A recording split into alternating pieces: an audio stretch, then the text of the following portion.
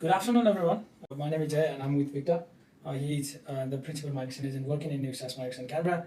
Our main thing to talk about today is Vetassess.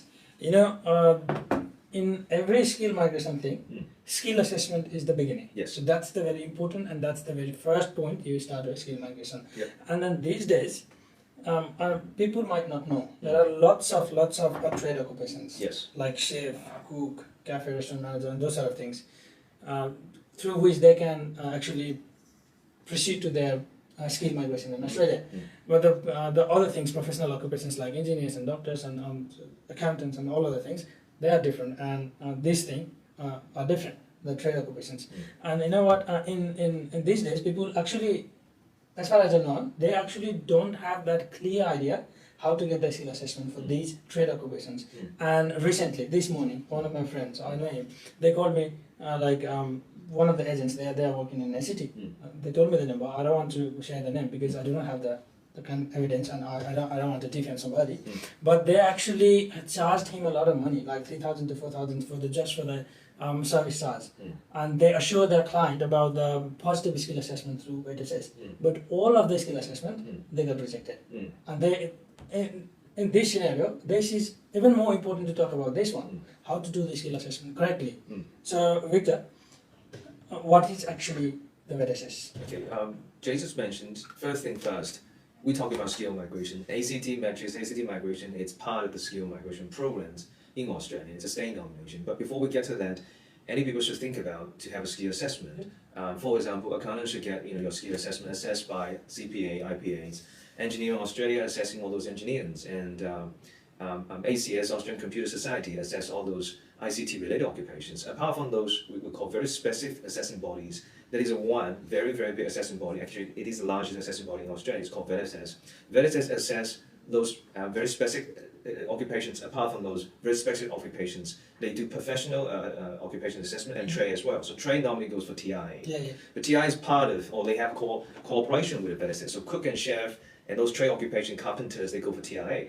But Vetassess takes some part of the shared part of the duties doing the skill assessment. So you can consider it's also part of the Vetassess. Apart from that, a lot of occupations were done by Vetassess. So basically, simply put, Vetassess it's the largest skill assessment body in Australia, and a lot of my clients actually get their skill assessments to Vetassess. Very basic concept about Vetassess is most of the occupation, actually all the occupation, asking the applicant to have qualification and experience. That's something you want to bear in mind. If you only have the qualification, you're not ready for Vetassess. If you only have the experience, no qualification at all, or no highly relevant qualification, maybe there are some different pathway. But Vetassess is the biggest organizations for skill assessment purpose. Yeah, this is not as very clear as the other professional occupations like engineers. Like engineers, you have the degree and you get the CDI.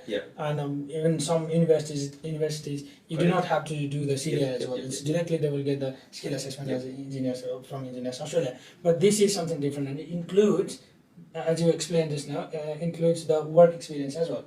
And that is where the people are being misinformed, and they are getting kind of ripped off. I got a lot of clients. For example, a lot of my clients actually they came to Australia for studying master. Which means they have a bachelor degree back home, back in Nepal, back in India, back in China. And some of them, after their graduation from the bachelor degree, they actually work a couple of years. So they have some working experience back in China or back in India. We can actually, sometimes we find clients can get a skill assessment simply basing on overseas or the experience and the qualification they had before. But they never realized they ever have the chance.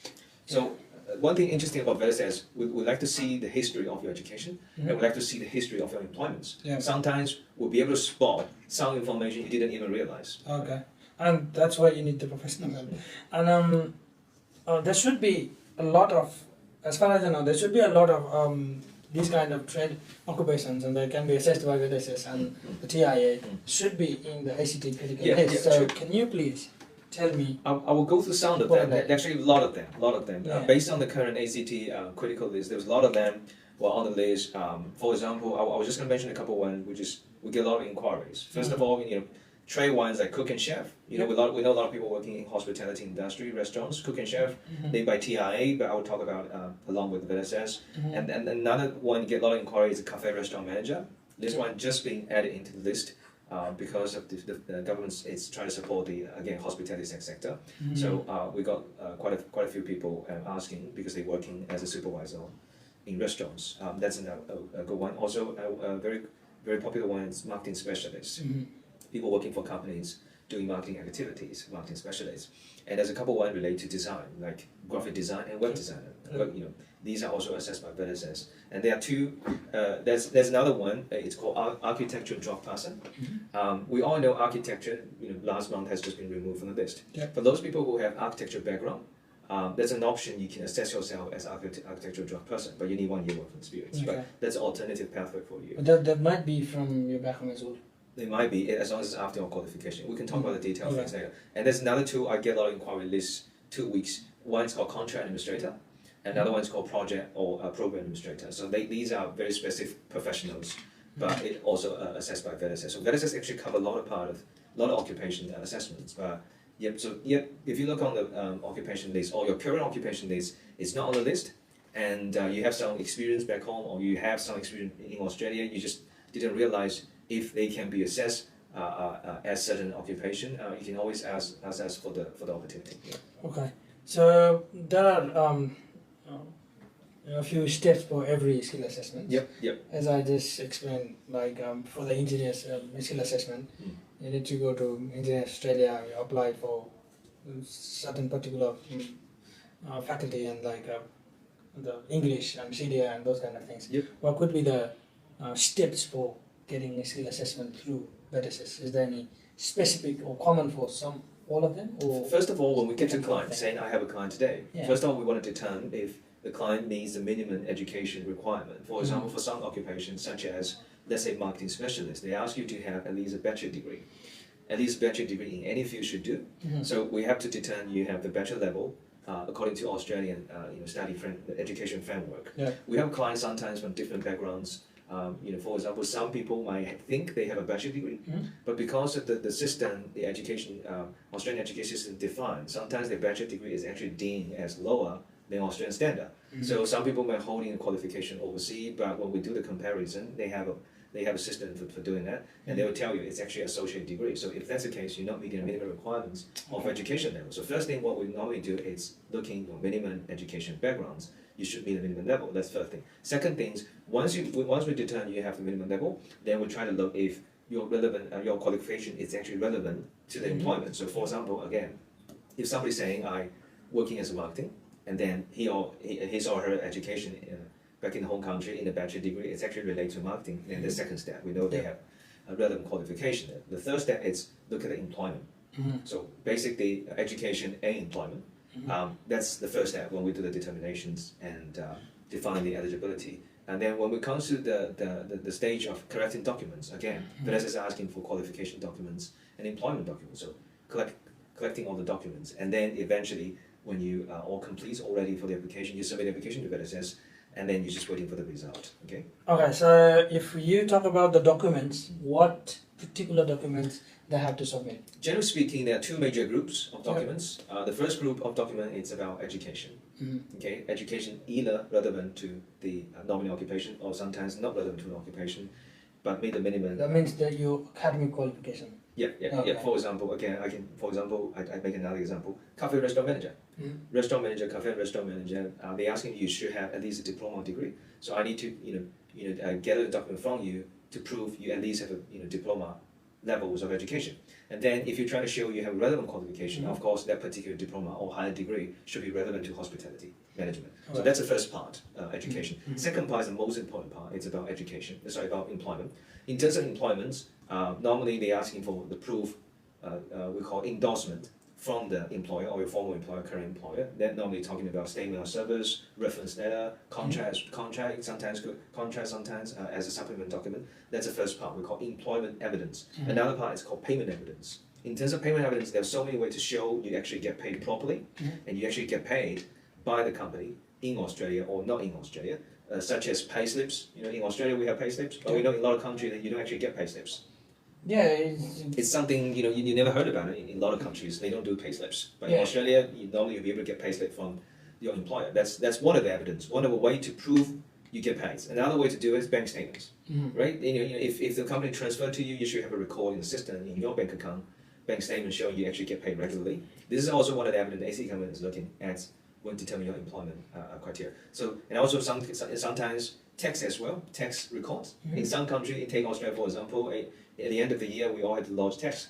Tax return record can also be evidence to show you get paid by the company. But again, when we're talking about a lot of developing countries, even including China, the tax is not paid properly or accurately. Yeah. So that's another situation. And then eventually there are other ways to show, for example, super contribution. Again, if we talk about developing countries, a lot of other countries, they are not contribute on a regular basis. So, but anyway, in conclude, Vetassess is looking for payment evidence. All the payment evidence should be good enough to prove you actually get paid by the employer, and that simply prove an idea that you are an employee.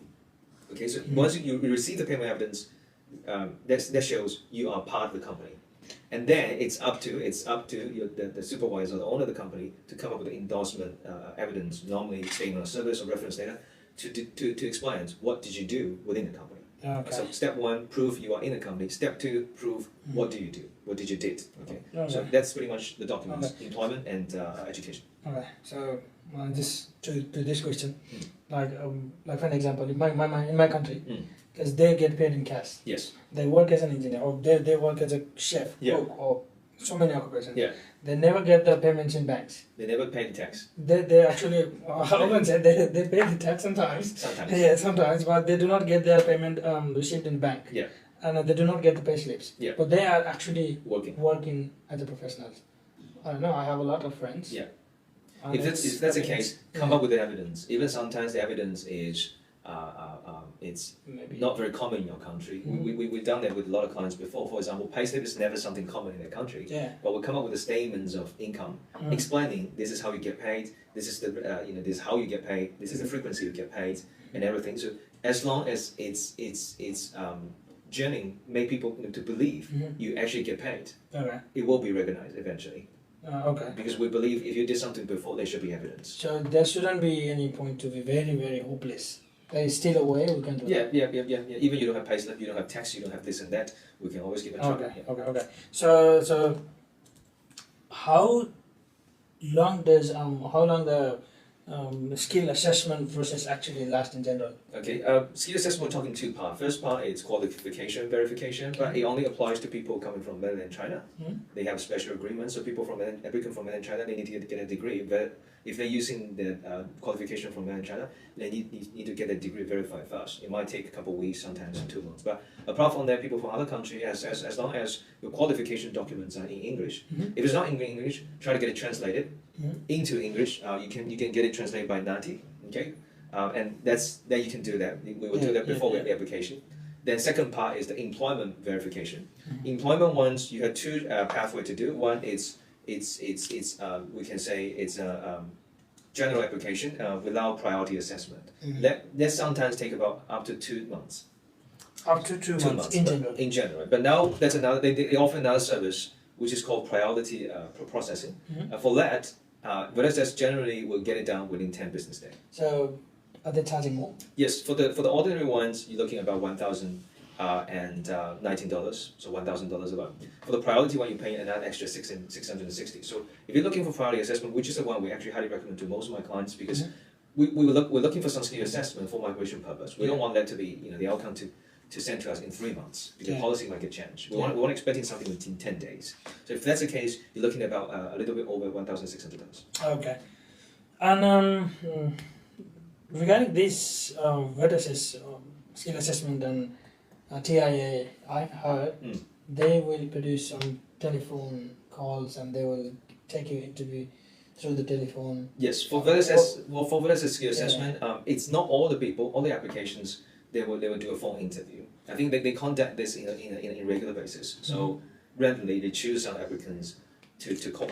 I think they have a protocol to follow. That's first. Second thing is when the document is not good enough, or there are so many things to be suspect about the documents, they will call to verify. So basically, in general, the better the document present, the less chance you get phone interview, because Vetassess is actually a third party assessing body. So it's not a government institution. It's not even a part of the government or federal government or state government. It's a company. You can take. They have agreement between Vetassess, the company, and the Department of Home Affairs. So Department of Home Affairs recognize the assessment outcome from Vetassess. Vetassess is a big company, and they hire a lot of people, professional as well. Right. They're doing the skill assessment.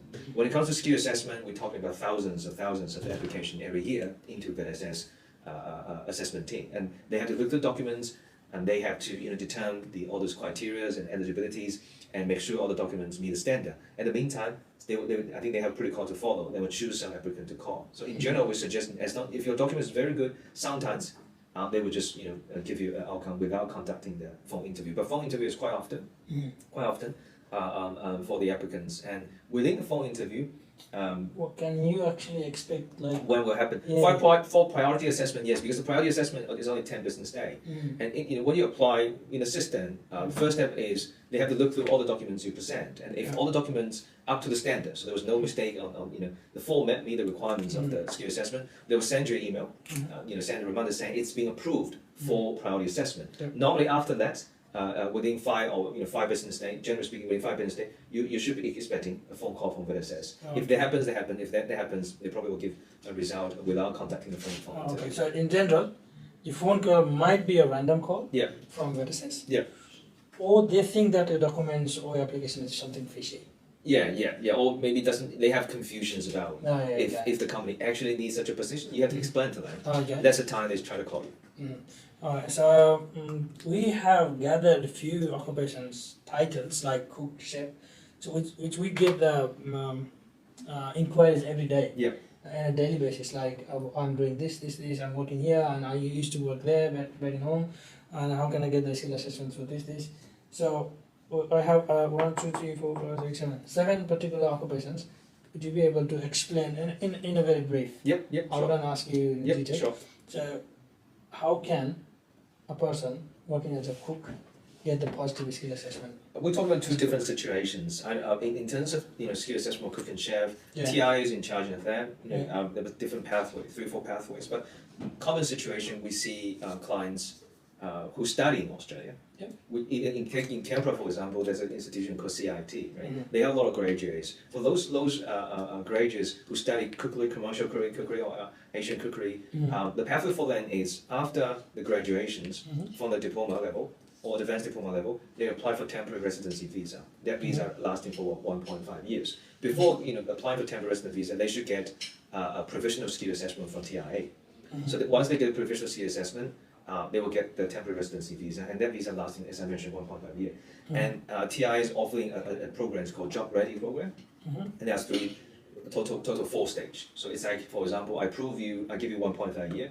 What you should do as a cook or chef, you go to find a job in a restaurant and try to accumulating the hours of employment. As employment hour increase, you will go to stage 2, stage 3, and stage 4. When you hit the stage 4, they will issue you a complete skill assessment, which we call a full skill assessment.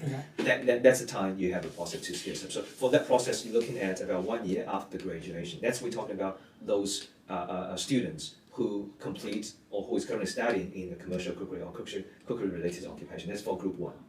Group 2, we see some applicants have Australian qualification, also in the hospitality fields or in the cookery fields, but they didn't complete the job ready programs or because of they're not going that program. If that's the case, we're looking for employments, not the job ready ones, but the employment apart from the job ready ones, which is you need to have 3 years working experience. So the employment can substitute some part of the qualification, yes. And they're looking for 3 years working experience and at least 12 months in the past 3 months, at least 1 year in Australia, the 12 months. This kind of skill assessment, in terms of the name, it's called subclass. It's called Pathway 2. That very suitable for those people who already have working experience out of Australia. So before you came to Australia, you already have 3, 4, 5 years experience at cooking chef. You're probably looking for the Pathway 2. But for the graduates, most of people going for the job ready. It's the same for cook and chef.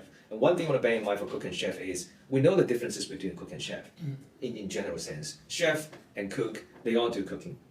Generally speaking, in common sense, we think chef is better. Chef should be share the responsibilities of some of the management, in the kitchen, and maybe involving in the design of the menu. Because cook is the one just doing the cook. Chef is one part of the creativity part. So, but there's a slight differences between cook and chef, in terms of the cooking part. But if you're applying for the temporary residency visa, the requirement is a chef. I'll talk about this when you're actually one of the group of people. So anyway, cook and chef, it's very good now. This time, chef is back on the list. Okay. We got inquiries about cook and chef. So what about the cafe and restaurant manager? Again, cafe and restaurant manager, as I mentioned, people should expecting first of all you need to have at least 1 year working experience in a cafe or restaurant as a manager. So or a manager position. The title does not necessarily to be manager, because sometimes we can see supervisor, sometimes we see some people call it team leader, but they perform the duties as a manager. It should count as well. But if you only have 1 year working experience, then you should expecting to have very highly relevant qualifications before the employment. Before the employment. So if you have a diploma in hospitality management, yeah. 1 year working experience after that diploma as a cafe restaurant manager, then there's a high chance you get skill assessment. That's situation one. Situation two is somebody have any kind of qualification above diploma level, even the a bachelor degrees or master degree in accounting. But after the qualification, you have been working for 2 years in a restaurant as a cafe restaurant manager, then you also meet the eligibility for the skill assessment. So it could be diploma, highly relevant diploma +1, or not highly relevant diploma or above level +2. Okay. So another, we are getting lots of inquiries about marketing specialists. Marketing specialist, the basic requirement is a bachelor degree. So you should have a bachelor degree. Again, if you have a bachelor degree in the fields highly relevant to marketing, then 1 year working experience after bachelor degree. If your bachelor degree is not highly relevant to the marketing, saying I studied Bachelor of Engineer, which is definitely not relevant to them, but you have 3 years working experience after the bachelor, it could be in Australia, it could be not in Australia, altogether 3 years, and of course that requirements, at least one of the years should be, all these 3 years, all those experience should be within the past 5 years. Those detailed, if you satisfy all those detailed criteria, you got a chance for the skill assessment purpose. For some occupation, for example, marketing specialists, we have some clients, they're not sure about if their duty is actually a marketing specialist because they are doing a bit of this, a bit of that. Then that's a time we should determine if you actually meet the basic requirements or the duty requirement as a marketing specialist. Marketing specialist in daily life, sometimes they didn't get called as a marketing specialist. Sometimes there are people call it marketing guy, marketing officer, marketing this and that. But it's all about duty. Duty is very important. Most important. All right. So another one, the one is a graphic designer. Yeah. So lots of people asking about how do they get their positive skill assessment. Graphics is very similar to marketing. Again, bachelor degree plus 1 year, bachelor in highly relevant field, plus 1 year, bachelor not highly relevant plus 3 years. In terms of determining which one I would consider as highly relevant, again, sometimes we see people. You don't see a lot of people having a bachelor degree in graphic design. Sometimes you see people in a bachelor degree or master degree in arts design. It's never get called graphic design. We sometimes even see clients have bachelor degree in design. Or interior design or some other fields of design, art design. So if that's the case, you're not sure about if your qualification is highly relevant or not, then the next step is to see the transcripts. Just basically the courses you start before. Sometimes we have to see if you have enough courses to support the idea that I have the concept, I have the academic levels of educations to be qualified as a graphic designer. For example, somebody who have bachelor degree in arts. But when we see the transcript, you study a lot of subjects and courses very related to the skills to perform as a graphic designer. You study the concept of designing, you study the colors, you study the compositions, you studying those drawings, using softwares, this kind of key skills as a graphic designer. Then I would suggest you there's a high chance your qualification will be deemed as considered as highly relevant. Okay, so if your degree does not show straightforward. You need to dig into the subjects. Yes. Even sometimes you have to go into the course of studies, syllabus kind of things. What you have covered during your studies. So another thing is, I think you have already explained about this one, but I would like to ask you again, architectural draft person. So any people who have a degree in architecture, architecture to get skill assessment as architecture in Australia, that you study in those credit courses, then you get skill assessment. It's straightforward. But now because since the architecture is not on the list, one of the choice is you're looking for architecture draftsperson work employment. If you study that for 1 year, 1 year later you'll be able to use your architecture bachelor or master degree backgrounds plus 1 year experience to assess as architecture draftsperson. So is it something like ET? Not really, because ET engineering technologies it's open for all those engineering to apply. But for architect draftsperson, they ask you for 1 year working experience as a draftsperson. You should actually work as a draftsperson.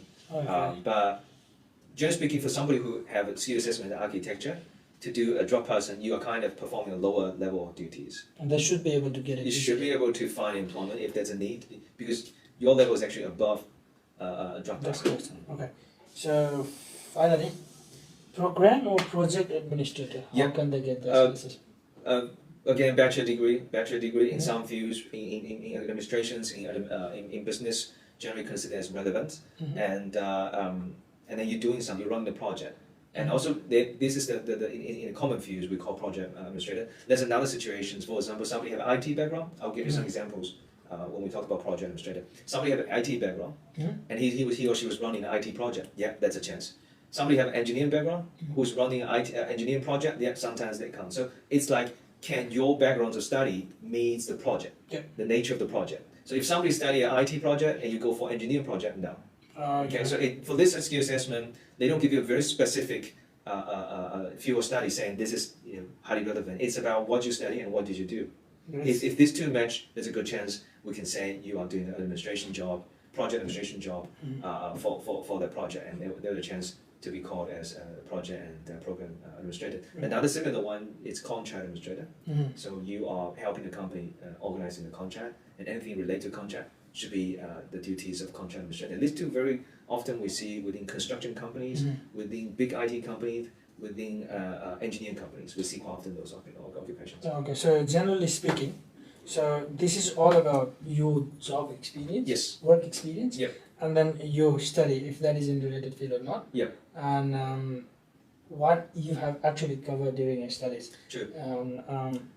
And apart from cook and chef, most of them they need at least bachelor's degree. Yes.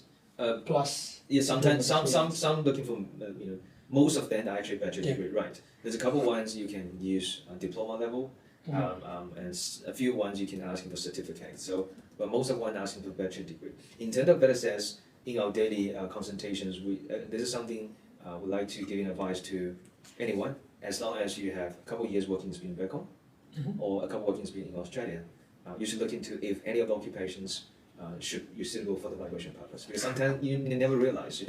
I'm actually one of the so-called skilled person. I just thought I should complete my master's degree and then I will get a skill assessment. That's just one of the pathway. It actually happened to a lot of people who study in accountants, in finance, in commerce. They thought they had to complete a master's degree in order to get a skill assessment, but they're actually bringing a skill assessment possibility, carrying a possibility of skill assessment with them for the past 2 years, but they just never realized. Okay, so I think that is all for today. Yeah. So thank you for answering all of the questions so I would say very clearly. Yep. And if you have any questions about skill assessment, Vetassess, and TIA, and which you have never realized that could be your pathway to Australian Permanent Residency. And also one very good thing about this skill assessment, as I mentioned, the priority one is only 10 business days. So once we determine your criteria, maybe you'll be able to get a skill assessment within 3 weeks. And once you get a skill assessment, you probably, let's say if you're accounting students, the points now is 100 points. Yeah. And then you get a skill assessment as something else, your points will drop in suddenly to 70 points. Yeah. That's your chance. Yeah, and then your whole thing that Change. might be finished or completed within maybe 1 month. Yep, possible, definitely. Yeah. So please, again, if you have any questions, if you have any confusions about skill assessment through these trade courses and those kind of things, you can always give us a call. You can always drop some message in our Facebook, TikTok, YouTube, wherever you can. Please do it, and we will try to answer you one by one. So we can leave now. Yeah. Yeah. You have a good day. Thank you. Thank you. See you again.